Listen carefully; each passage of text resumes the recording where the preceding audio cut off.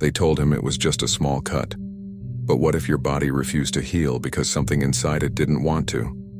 When a weekend hiker's wound wouldn't close, doctors assumed infection. But under the microscope, they found movement. This isn't science fiction. It's a story that proves some wounds don't heal because they're still alive. Welcome to The Deep Cut, a real-life medical mystery you'll never forget. Jake Reynolds was a marine hobbyist, calm, careful, and obsessed with sea life. During a coastal dive near Monterey, he scraped his shin on coral rock. Nothing serious, just a long, shallow gash. He rinsed it with seawater, wrapped it, and kept exploring. But days later, the wound was glowing faintly green under his bathroom light. Not bleeding, breathing. The edges moved, like muscle fibers twitching on their own. Doctors at first thought it was a severe bacterial infection. They prescribed antibiotics, nothing changed.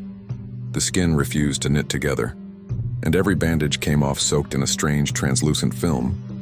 A tissue culture was sent to the lab. When the technician placed it under a microscope, she jumped back.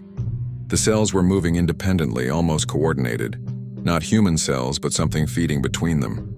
Further testing revealed a marine protozoan, a parasite capable of surviving in warm blood. It had adapted from coral symbiosis to human tissue, releasing enzymes that stopped healing completely. Every scab Jake's body tried to make, the parasite dissolved. Surgeons attempted to cut it out. But every time they stitched him up, the wound reopened overnight. The organism was secreting an anticoagulant that kept the flesh raw, a living doorway to its food source. Jake described feeling tiny vibrations beneath his skin, like the hum of an electric current. Infrared scans showed faint bioluminescent trails stretching toward his knee. The infection wasn't spreading outward, it was building something inside. Finally, an experimental enzyme blocker was used to starve the parasite.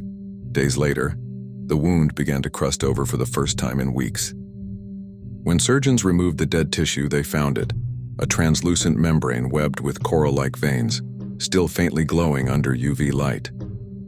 Scientists named it Ceratoplasma marina, the first organism ever found that could hijack human healing. Jake recovered, mostly. His leg healed, but faint blue veins still shimmer beneath the scar when exposed to sunlight. Doctors say the organism might still be dormant, waiting for the right conditions to return. So next time your wound refuses to close, ask yourself, is your body healing or protecting you from what's inside? If this story made you look twice at your own scars, hit subscribe and turn on notifications. Because every week we uncover the real monsters science still can't explain. This is The Deep Cut, where even healing can turn against you.